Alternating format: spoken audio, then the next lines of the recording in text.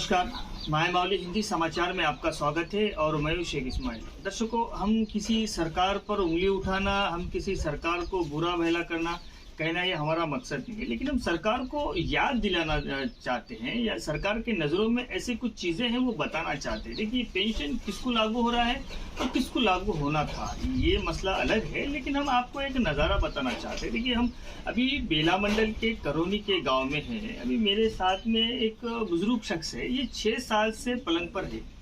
ये कमर से नीचे जो दोनों के पैर हैं वो गिर चुके हैं, मुकम्मल पूरे 6 साल हो रहे हैं, लेकिन ये पेंशन की आस में है।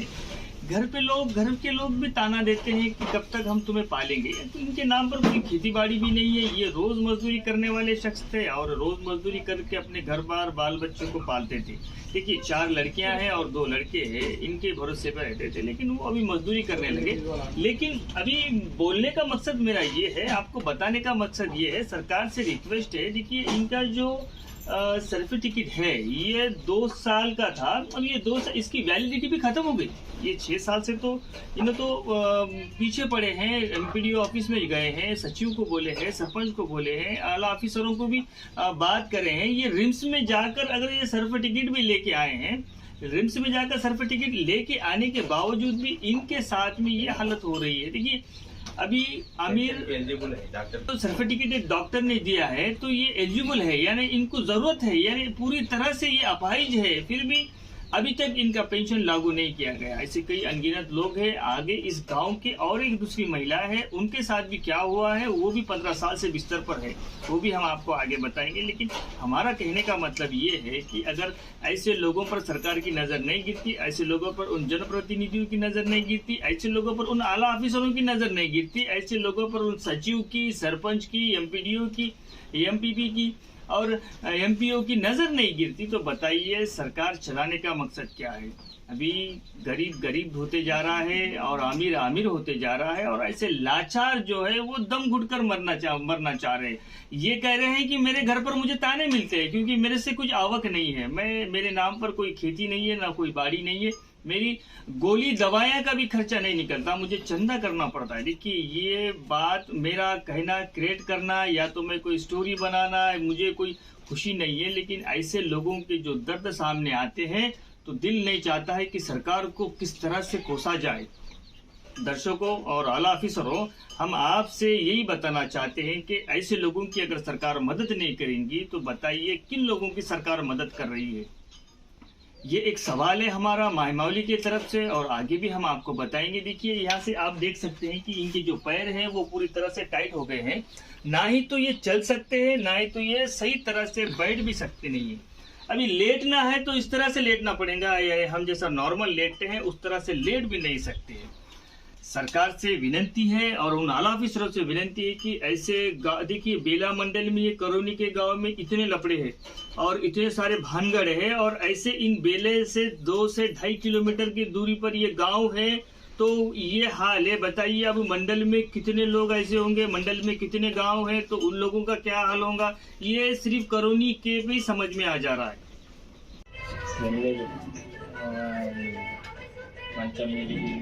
परिस्थिति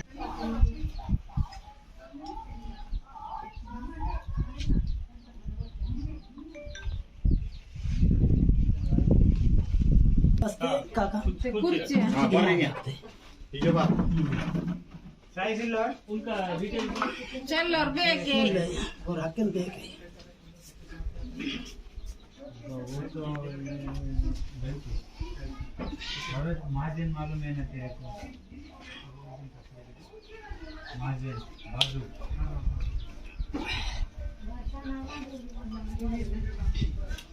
దీన్ని పట్టారా? దాన్ని పట్టుకొని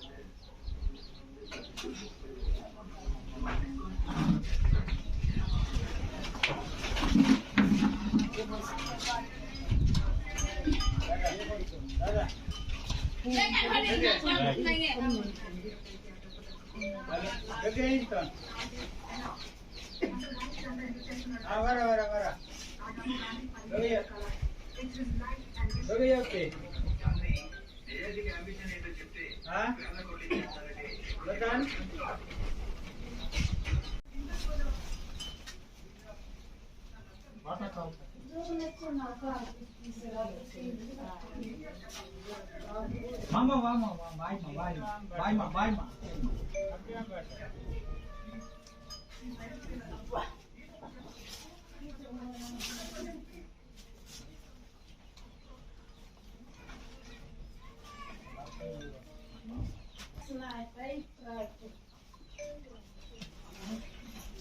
सड़का दिखाए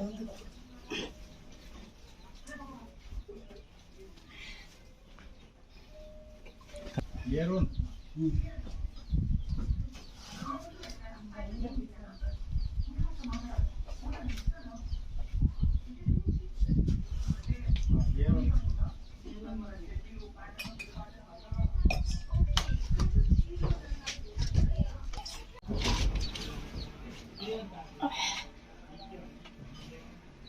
अरे इतना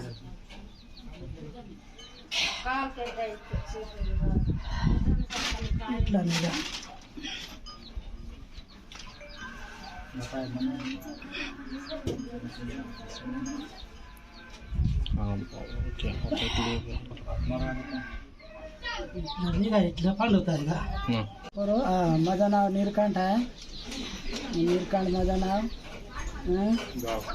गाव करोनी मस्त तकलीफ आहे बाबा मला 4 पोरी आहे 2 पोरं आहे मजुरी करून असं मी असं तसं करून मी वाचणार माणूस लगेच तकलीफ आहे मध्ये जायचं यायचं संडासले हातानंच चालत जायचं हातानंच यायचं बसूनच जायचं संडासले यायचं मस्त तकलीफ आहे मध्ये पिंचण नाही काहीच नाही आहे मध्ये मस्त तकलीफ आहे मध्ये नाही आलं अद्याप जरी नाही आलं मध्ये खर्च होत आहे काहीच नाही आहे मध्ये कुठं कुठं गेलता तू पिंचनसाठी आदलाबादला गेलतो आणखी आदलाबादला गेलतो दवाखान्यात एमबीडी ऑफिस मध्ये गेलता का एमपडी आतमध्ये गेलतो मी जाऊन आलो काय म्हणे मग नाही झालं नाही आहे म्हणे ते सेक्रेटरी काय म्हणे तुमचा सेक्रेटरी काहीच नाही प्रॉब्लेम म्हणे ते ना आपला आपला बादले गेलते आम्ही हे 60 पैकी तो दाखवले दिले काहीच नाही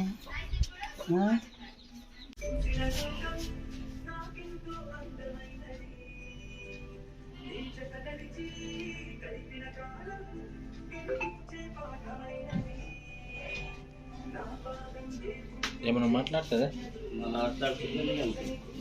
ನೋಡ್ಕಂತ ಗೊತ್ತೆ ವಿಹಾಂತರ ನೋಡ್ತಿ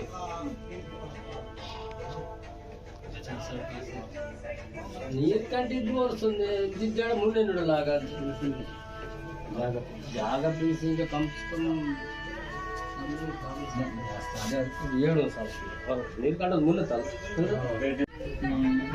తీసుకుంటారు మాట్లాడుతుందా వడకంటే తెలుగు వస్తుంది మరాఠీ వస్తుంది తెలుగు మాట్లాడు नाही उठा येत नाही दुसऱ्याच मला तोंडामध्ये खावाला येत त्याने चारते पाणी घेऊन पिया येत नाही काहीच नाही एवढं साल झालो मला पेन्सिल नाही काहीच नाही झोपूनच सगळे एकच पोरगी करत आहे मला बसता येत नाही उठा येत नाही हे मस्त साल झालं का किती वर्ष झाले असन भाज्यावर 4 वर्ष 5 वर्ष माझ्या वरस 4-5 वर्ष झाले येतात सगळे मला करत आहे. आतापर्यंत पेन्शन बी नाही आलं नाही आला केले सर्टिफिकेट समजा पण ते आज पेन्शन सुरूच नाही झालं आजपर्यंत पेन्शन देवा मला म्हणून मी सरकारला विनंती करत आहो. విలేజ్ అండి. మా నాన్నకు కాళ్ళు నొప్పి మొత్తం, మా నాన్న ఇప్పుడు నడవలేరండి. చాలా హాస్పిటల్లోకి తిరిగినామండి. జైనాథ్, ఆదిలాబాద్, ఇటు మహారాష్ట్ర అన్ని హాస్పిటల్లో తిరిగినామండి. కానీ పింఛన్ కూడా అప్లై చేసినాం, కానీ పింఛన్ ఇప్పటి వరకు రాలేదు మా నాన్నకు. చాలా అంటే చాలా బాధపడుతున్నాం. అన్నీ మేమే చేస్తాం. మా నాన్నకు నడవరాదు కదా, అన్ని స్నానం కూడా మేమే చేస్తాం. చాలా అంటే చాలా బాధపడుతున్నాం. మా నాన్న ఇప్పుడు హైదరాబాద్ కూడా తీసుకెళ్ళినాం. చాలా అంటే చాలా ఇప్పటి వరకు అయినా చాలా మందులు కూడా ఇచ్చిండ్రు, కానీ ఇప్పటి వరకు అయినా కొంచెం కూడా తగ్గలేదు. చాలా చాలా బాధపడుతున్నాడు మా నాన్న. ఇప్పుడు బాగుంటే మీ పెళ్ళి చేసేదాన్ని, కానీ నేను ఇలా ఉన్నా కాబట్టి మీ పెళ్ళి కూడా చేయలేకపోతున్నాను. ఒక్కొక్కసారి మాకు చెప్తూ ఏడుస్తాడు కూడా మా నాన్న. ఒక్కొక్కసారి మాకు ఏడుపు వస్తుంది, ఏడు అని. మా నాన్న అందరం ఒక్కొక్కరు వాళ్ళ అంటే అమ్మ నాన్నలు వాళ్ళ అమ్మ నాన్నల పక్కన ఉంటే, మా అమ్మ కూడా మా నాన్న పక్కన ఉంటే ఎంత బాగుండేది అని అనిపిస్తుంది. ఎక్కడికైనా వెళ్ళినప్పుడు మా నాన్న ఉంటే ఎంత బాగుండేది అని అనిపిస్తుంది ఒక్కొక్కసారి. కానీ మా పరిస్థితి చూస్తేనే చాలా దారుణంగా ఉంది. तो दर्शकों, ये हालत है इन आदिवासी गांव की। इन आदिवासी गांव में किस तरह से एक बाप अपने बच्ची को कह रहा है कि मैं शादी नहीं कर सकता, क्योंकि उसकी जो हालत है, जिसके जो विचार है, उसके ऊपर घर में एक मातम सा छाया हुआ है।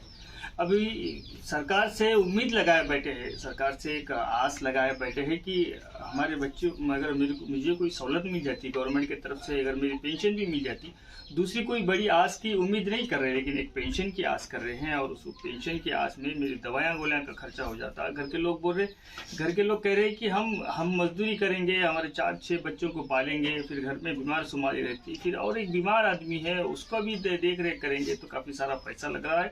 अभी हम जब भी जाते हैं, अगर ज़रूरत पड़ती है तो चंदे के लिए गांव में घूमना पड़ता है। देखिए, अभी सरकार से हम बिल्कुल गुजारिश करते हैं कि ऐसे लोगों पर आप खास कर आकर ध्यान दें, और उन आला अधिकारी और जनप्रतिनिधियों से भी कहते हैं कि कभी आप ऐसे लोगों के पास आके जाइए। इलेक्शन के वक्त आते हैं, सिर्फ सारा ताम झाम लेकर आते हैं, लश्करें लेकर आते हैं, लोगों को समझाते हैं, लोगों के घर में आकर देखते हैं, लेकिन इलेक्शन के बाद या फिर उसके पहले आकर क्यों नहीं देखते? क्योंकि अगर आप ऐसे लोगों की दुआ लेंगे तो आपका भी राजनीति सही चलेंगी, और ये लोगों के भी घर खुशहाल हो जाएंगे। देखिए, ये आदिवासी इलाका है, यहाँ पर पूरे 100% लोग आदिवासी रहते हैं, लेकिन आदिवासियों की तरफ नजर क्यों नहीं है लोगों की? लोग तो कहते हैं, सरकार तो कह रही है कि हम आदिवासी की सरकार है, आदिवासी को सारे सहूलतें मुहैया करा रहे हैं, लेकिन अभी जहाँ पर हम आकर देख रहे हैं, हमें जब पता चल रहा है, तो ऐसे लोगों के नज़ारे देख रहे हैं जिनके घरों में रोने की किलकिलाहट सुनाई देती है। अगर इनके रोने की किलकिलाहट, इनकी बदुआ बहुत बुरी होती है, और इनकी दुआएं ले, हम सरकार से विनती करते हैं